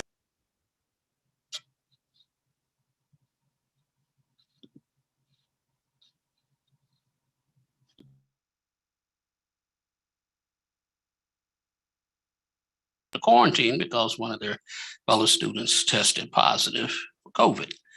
So this myth that it doesn't affect our school kids, people, it's real. It's non-discriminatory who it attacks. I want to make sure that Dr. Mickelson and Ms. Stewart Campbell have time to ask the questions. The rest of us had that time, but I want to make sure they have the space to ask whatever questions they have about this plan. Thank you. Yeah, so new data and the rise in COVID have really made me rethink masks in schools. And like Dr. Morrison, I definitely agree with the pediatrician, with Dr. Schumacher, who addressed us this evening. And I support universal masking regardless of vaccination status. We know this Delta variant is very contagious, and we're hearing more and more about these breakthrough transmissions. Some of you know my one and only uncle who was vaccinated. He died of COVID this summer. He was one of those breakthrough transmissions. So it's very serious. And like Reverend Williams said, no matter what is decided, there will be those who applaud this, whatever decision we make, and those who score on whatever decision we make. But that is my opinion. And something else that we could discuss perhaps another time is I would like for TPS to consider asking staff who are not vaccinated to get tested weekly for COVID. And so we could see their results, because we must continue to do our part for the greater good, to eradicate this virus and to prevent future mutations. So I think a weekly COVID test for unvaccinated staff is the responsible action to take as the school board and as a community. Thank you.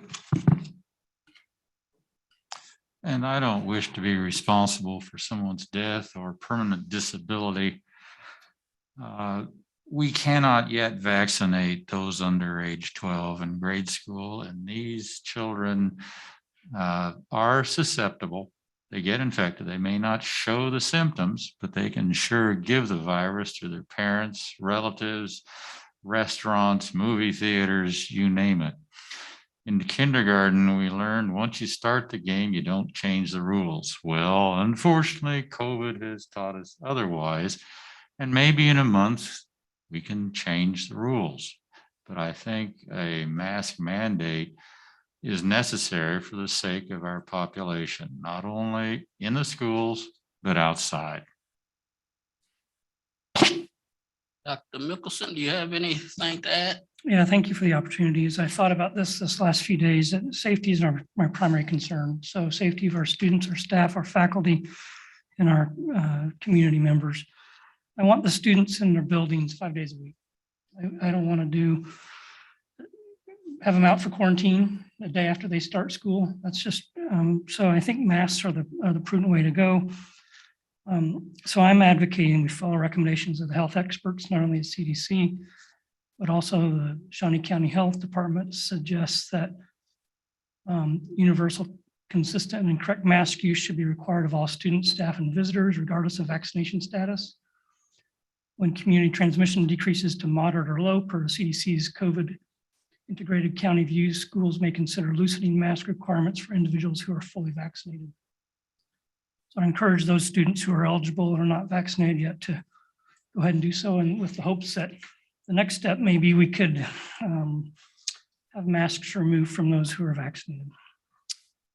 I am open, however, to looking at individual cases where there may be a small class size, or they can social distance, or there's children who have permission from a physician and their parent to not wear a mask. I know I received an email today from a parent of a student who might fit that category.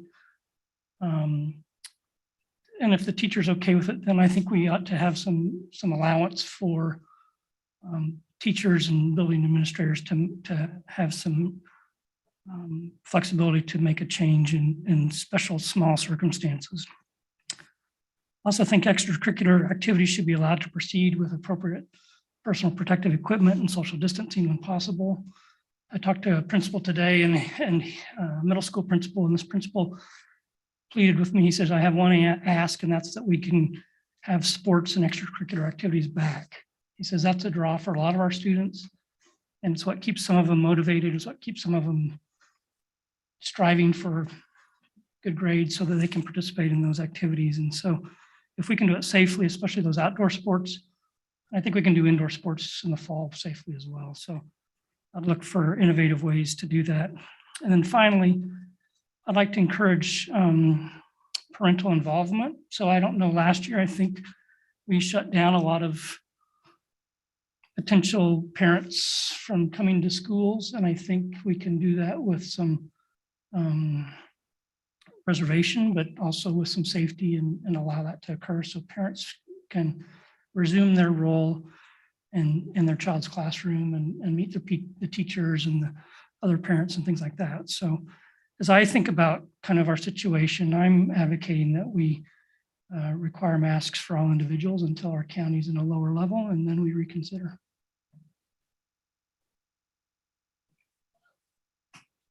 Ms. Bowley.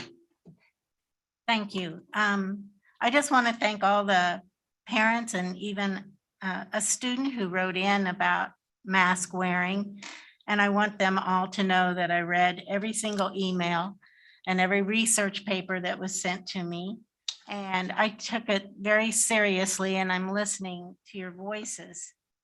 I think one thing I want to express is that this isn't the same COVID that we were dealing with last year.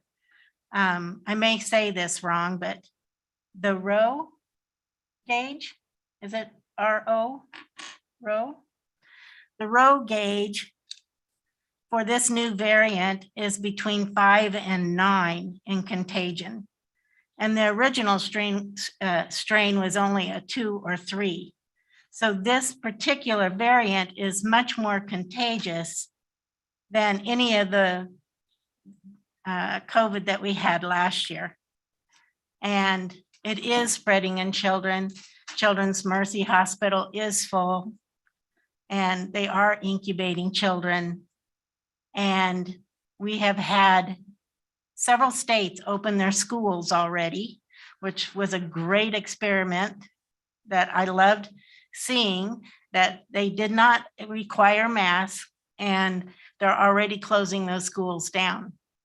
One in Arizona has over 400 cases in less than a week. So we're not dealing with the same variant as we were earlier. And because of that, I think our only responsible move is to protect our staff, our students, but most particularly our community. We all know when flu breaks out in our school, the whole community ends up with flu.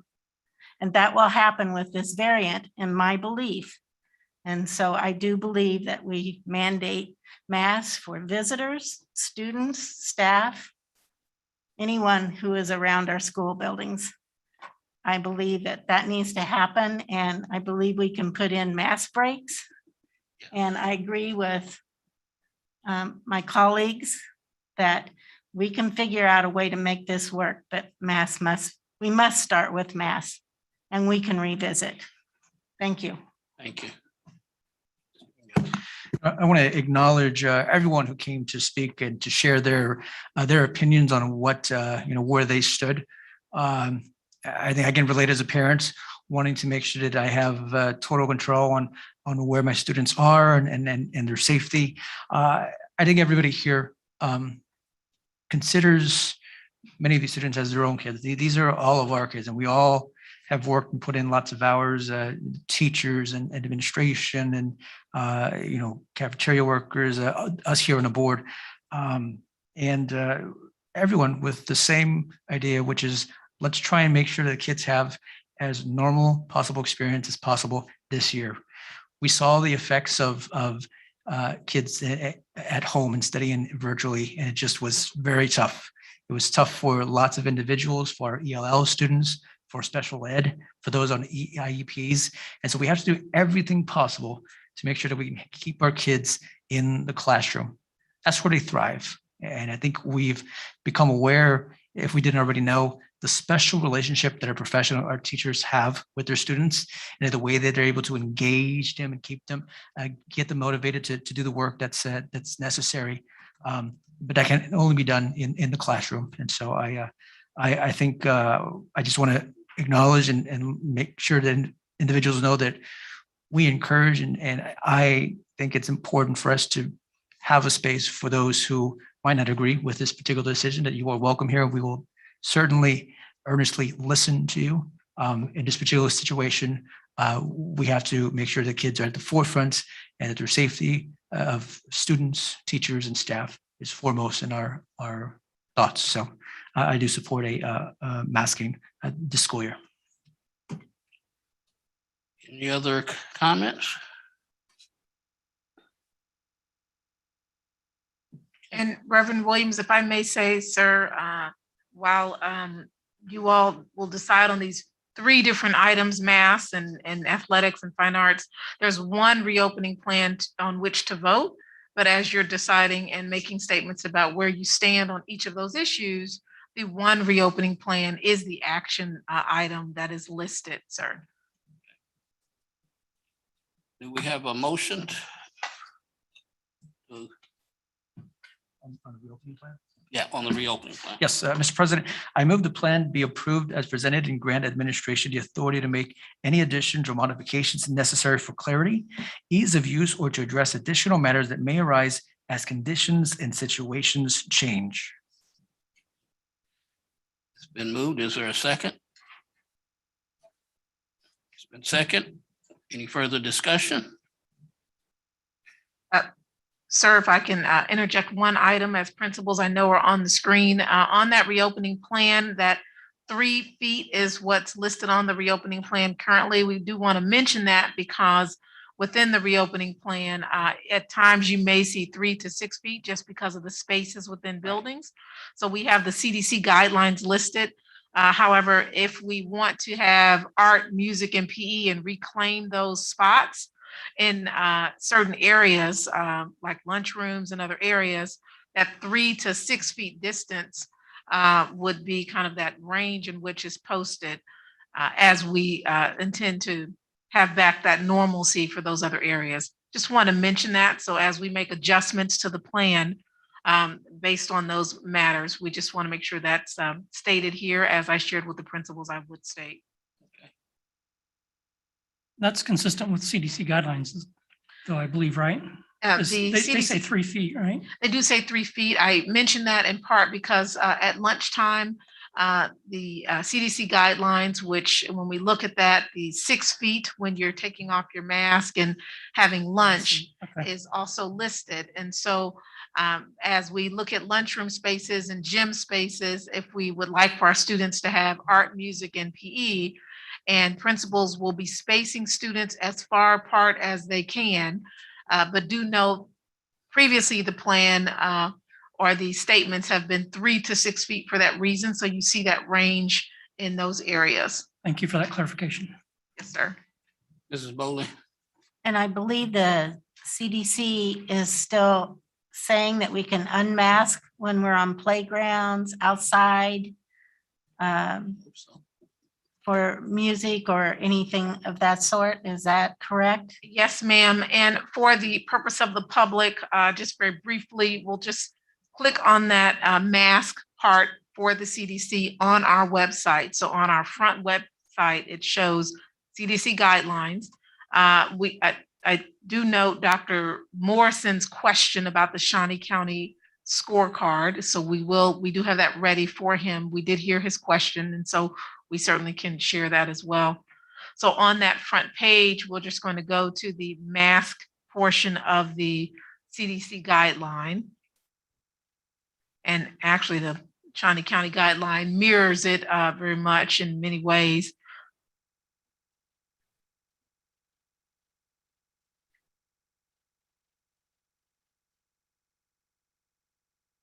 So Mr. Gowan, if you go back to the reopening plan, which lists all the CDC areas, it's easier to navigate our plan because we copied and pasted from the CDC. So you go back to that main web page, and part of this is helpful just so parents know as well where to find it. If you want to read all the CDC guidelines, you can click on the CDC guidelines. So back to our reopening page, if you go straight down, you'll see masks and face coverings, and you're going to click on that. And under the mask and face coverings, we'll make that a little bit larger for the audience that's watching from home.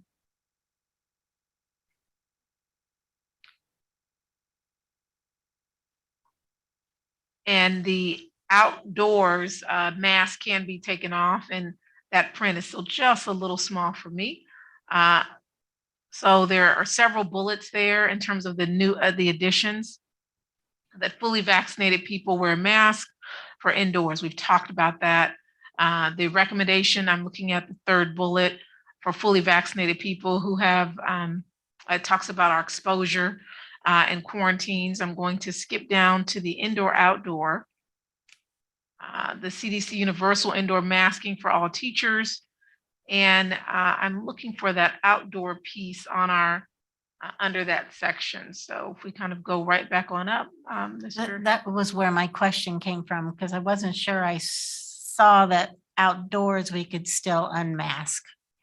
It is in the plan. Well, it is listed in the CDC guidelines in terms of outdoor masking.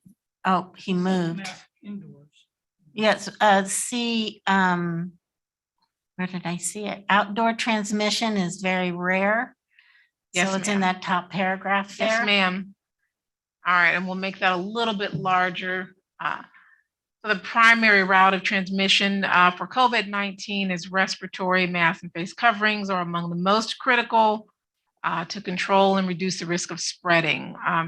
And then you'll see, in addition, vaccination, evidence suggests outdoor transmission is very rare. In addition, vaccination eligibility is now available for children. Mrs. Bowley, based on your comment, and again, this listed as CDC has it listed, certainly we can kind of put that in bold so people do know when students go out for recess and when they have activities outside, that the outdoor opportunity to not wear masks continues. So in addition to the CDC guidelines, would that be helpful that not just in that paragraph, but under those bulleted statements, would that give greater clarity for that? Yes, and I also like the statement that the evidence is showing it's rare for outdoor transmission. Yes, ma'am. So we'll leave the So that statement people and we'll add the understand that their bullet. kids will be safe on the playgrounds if their masks are off. Yes, ma'am. So we'll leave the statement, but we'll add the bullet just for greatest clarity that outdoor masks will not need to be worn. Any other changes related to what's currently listed that the board would like for us to highlight or clarify? Thank you, Reverend Williams, for letting me interject. What? So this is just a little bit more specific. I'm concerned about the actual building. So this may be a principal thing. May I interject it at this time? Please do. And we have principals on with us as well this evening. Thank you. So I am concerned about, we are advertising on our marquees that we have open house and parents are welcome into our buildings. And I have such concern. I know we have some classrooms that are large, around 25 students. So that means a lot of people in one small space. So I'm thinking that maybe we need to look at the scheduling of parents coming in and out. Ms. Bowley, if I may, I'll ask some principals to share what does open house look like on the heels of Dr. Mickelson's comment about engaging parents and still having them access school, but doing it in a way that may look a little different. And we'll ask any of those principals. Would you like to hear from elementary? Ms. Bowley, is that primarily the area you're talking about? I think that's primarily where this occurs. Yes. So we'll start with Ms. Pomeroy, and I believe we have Ms. Johnson on as well in regards to open house. Ms. Pomeroy, can you share what will open house look like in that large building that you have? And then Ms. Johnson. We're going to ensure that we are having parents come in multiple entrances.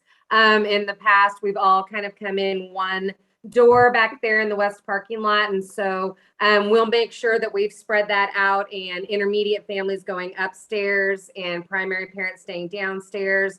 We have a pretty large space in our building, so I feel fairly confident that we can get ourselves spread out. I have advertised to my parents that masks will need to be worn by all adults and visitors that will be in the building. And to not linger, I don't want to really say that, but just to come in, drop the supplies, meet the teacher. There's not a presentation.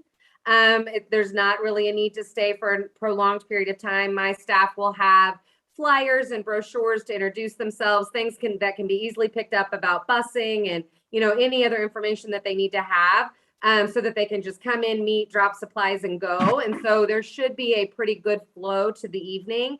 We'll also have some staff that don't have classrooms, like PE teachers, support staff, because all of my certified staff's all here, to have them outside and greeting people and talking to people outside so that we can kind of limit the amount of time in the building as well. But with only having an hour, those are just some of the precautions that my leadership team has discussed and that I've heard just from some of my other colleagues, some things that they're doing, just to be as safe as we possibly can. Thank you, Ms. Pomeroy. And we're going to have Ms. Johnson add to that. So Ms. Pomeroy, it is safe to say there won't be 20 people in the classroom at one time, or 30 people, or maybe even 15 people. Correct. And I would say historically that's been the case as well, even pre-COVID. It's a very free-flowing evening of trickling in and out. And so I'm pretty confident they're not all going to be there at the same time for a presentation. It's a come and go event for an hour. Thank you. Ms. Johnson, do you want to share what will open house look like at your building? Sure. Good evening. We are very similar to what's happening at Jardine. I've instructed the teachers to meet and greet and welcome, have a handout ready, and collect supplies and thank them for coming and send them kind of on their way. And we'll help with that traffic flow with our extra staff as well. So it's going to be a quick thing. To be real honest, we don't typically see much more than 50–60% of our population on that night anyway. A lot of families live quite a distance or work in evenings and they can't make it. So I have some families that have not been in our school for over a year now and have maybe never seen the inside of our classrooms. I just think it's critical that we give them the opportunity to see where their children are spending all their time. So I would be an advocate for having a safe, sensible chance for parents to walk inside the school and see where their children are spending all their days and see how safe it is. So this is an opportunity for us to showcase what we're doing to have a safe environment for children. Thank you both. And Ms. Bowley, for you to know, we gave principals a training this week, a health and COVID safety training, and we talked about open house, everything from strategies that are about pacing and timing, strategies in terms of using some alternative spaces. So they have some pretty amazing plans in place so that you don't have bottlenecks or large numbers in the building. Dr. Bonebright. airlines are having a heck of a time dealing with non-compliant passengers. Is there a contingency plan for dealing with non-compliant parents? You have issues with non-compliant parents, and do you have a plan if someone non-compliant is occurs? Have you had those issues thus far? Because we've had some changing rules in the past from the CDC in Shawnee County. So, Ms. Johnson, have you had any issues? The parents typically usually a quick little chat with the intent to support and take care of kids and keep our school building open and not want to see it closed and revert back is about all it takes. And a little encouragement and kindness and understanding and listening. And parents are wonderful. They just need to hear that we have good intentions of keeping the school open. And in order to do so, we need their support. The relationships that our principals have with our parents are just extraordinary. And she probably said it best. Ms. Bowley, did you have another comment? I was just wondering what our policy was going to be with parents being in the building, volunteers, that type of thing. I really liked what Ms. Johnson said about, some parents haven't been in our buildings for a long time, and it's just a great way to promote what we are doing. Do we have some policies this year? I know last year we were pretty restrictive. Are we doing that again this year? Well, our COVID plan currently is outlined as such. It's something for you all to talk about, but our COVID plan currently wearing a mask and being able to come in safely, and then managing matters on a case by case. So if a parent has a need to be in the building, the principals can facilitate that. If you're talking about other kinds of volunteers, then case by case, principals are determining that. In some cases, there are therapists and counseling sessions and mentoring that go on. In other cases, there are events that a principal may feel like should wait till second quarter. So what we are sharing, though, is as long as they're following that protocol that we've outlined as it relates to safety, then principals have the good judgment to determine what they may choose to elect to have in the building. Does that answer that well enough for you, Ms. Foley, or would you like some principals to talk about that? I just thank all of you. As usual, you're thinking ahead of me and taking care of business for all of our community. So thank you for those responses. They make me feel better. Any more discussion? Ready for the vote? The vote is open.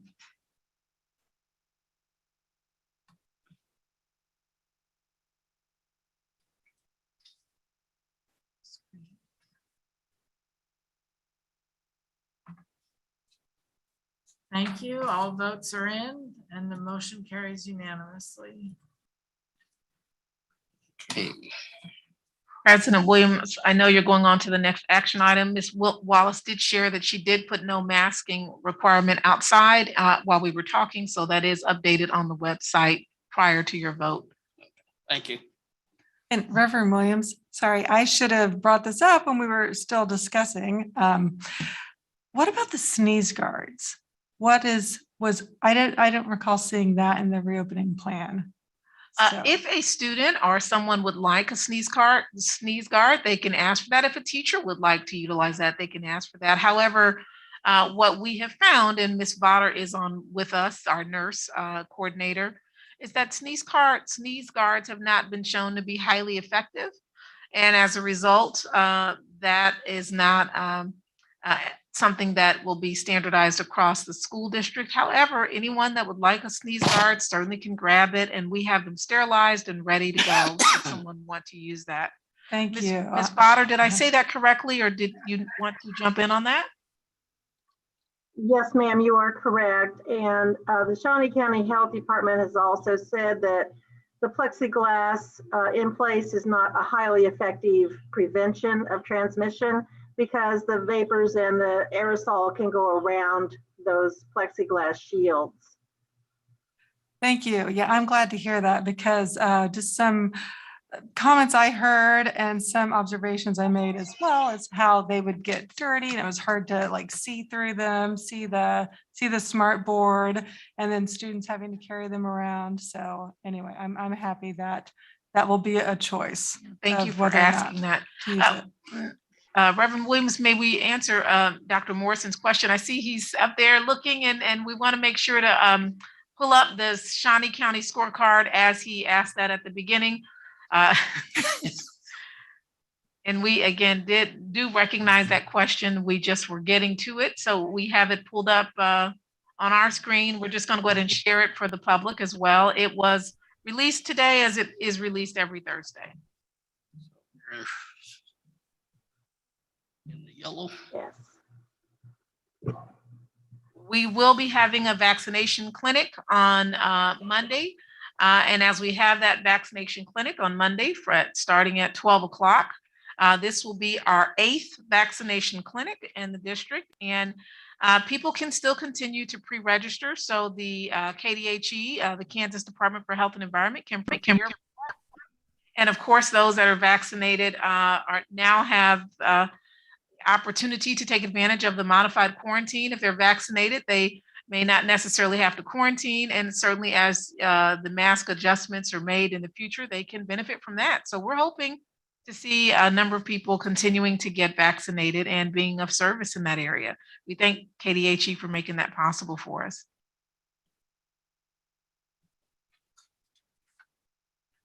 Let's see. The calendar, sir, is the next item we would ask if the board could take action on. Is there a motion to adopt the proposed calendar change? Mr. President, I move to approve the 2021-2022 academic calendar change as presented. Is there a second? It's been seconded. Any discussion? Seeing none, ready for the vote. And the vote is open.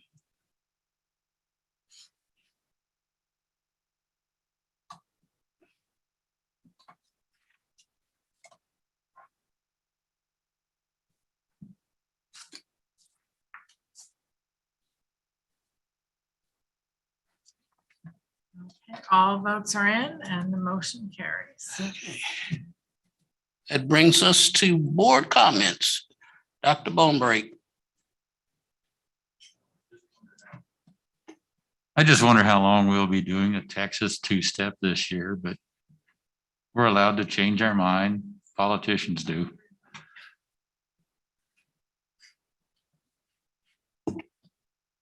Dr. Morrison, would you like to?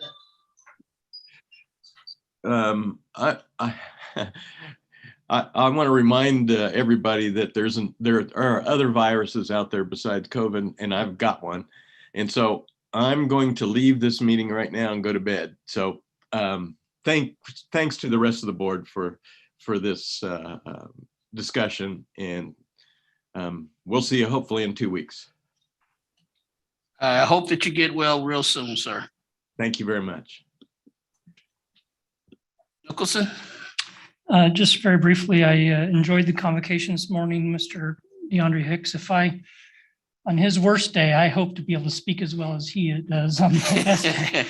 I forget the phrase. I wrote it down at work. It was something porky that he gets at lunch with. He was thanking the lunch. Pancake porky. Pancake porky.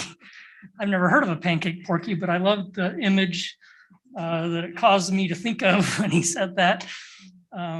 So he's just a gifted speaker. And so I enjoyed him. I enjoyed Reverend Williams, your comments as well. So thank you for those representing us. And also Dr. Anderson. So just want to wish our teachers well. We're anxious to get our kids back in classroom and get started and learning again and face-to-face. Thank you. Mrs. Bowley. I wish we could be back to normalcy. I was hoping at the beginning of the year that's what was going to happen, that this virus wasn't going to uptick like it has again, and that we could start without masks. And I wish we could have. I'm hoping more people will get vaccinated so we don't get any other variants. Please consider it. Please consider protecting our community. I want to thank Randolph. Yesterday morning, I got to visit Randolph, and the principal, Mrs. Williams over there, was so accommodating, or Mrs. Wells Martin. Wells Martin was, my phone's going off, it's making me. She was just so accommodating, and the staff was so happy, and I got to speak with them, and it was just a very enjoyable morning. I got to learn a lot about what the beginning of the school year is going to look like, new policies in the district, learning some of their new technology, and it was just a very enjoyable time, and I thank them for their accommodations. I just think about our custodians and what they did last year. It was a Hercules effort to protect our students, and to honor them tonight. I was so happy to see that. I just really, my heart goes out to Mr. Steinbach. He's all by himself over there, and he did all of that, what I've seen in other buildings. Visiting buildings last year, our buildings are beautiful. They're clean, they're accommodating. Custodians are always in action, and they just do a wonderful job, and I appreciate them.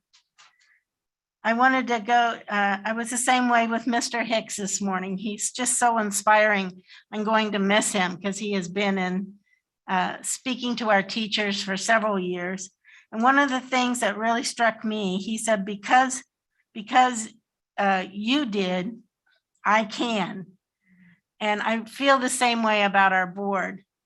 Because of what we did tonight, we know your student can, because we are giving them a future that they may not have had if we didn't go with this vote.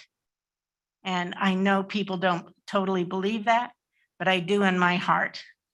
So I can't wait for our school buildings to open and have 5 days of school with all our students sitting in the desk. So yay for a new school year. Let's go for it. Stuart Campbell. I want to reiterate what we discussed a bit earlier about the purchase that the approval that we made tonight to how we approve the purchase of even more air purifications and ionization devices that Mr. Robbins talked about, and how they've shown in lab testing to be 99.4% effective in killing the COVID virus within like 30 minutes. And these are installed directly into our buildings, heating and air systems. And all of our buildings these are being installed, or if they haven't already, they are being installed in all of our buildings. And this is really great. This is really newsworthy. So I just wanted to reiterate that this is happening.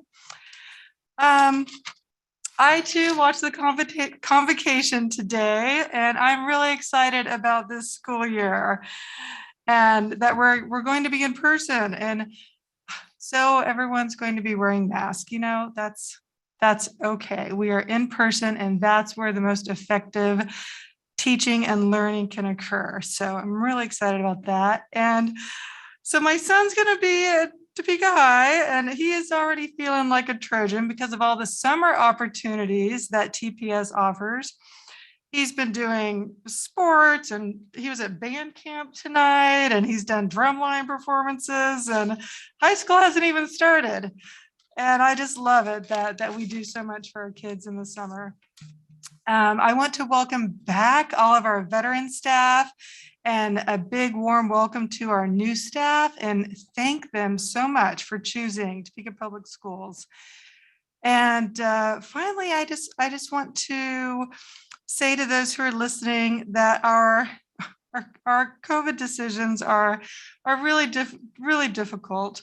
But they are made in consultation with health specialists, and the well-being of our staff, our students, and our community is what drives every decision that we make. And I'm really grateful for my fellow school board members, our admin, our staff, our community, the people who spoke tonight, who we may not see eye to eye on this, but I'm grateful for everybody and that we are in a community where people feel comfortable to come to us and tell us their thoughts. I think that's really important to have that open dialogue. So but let's go have a great school year. Thank you.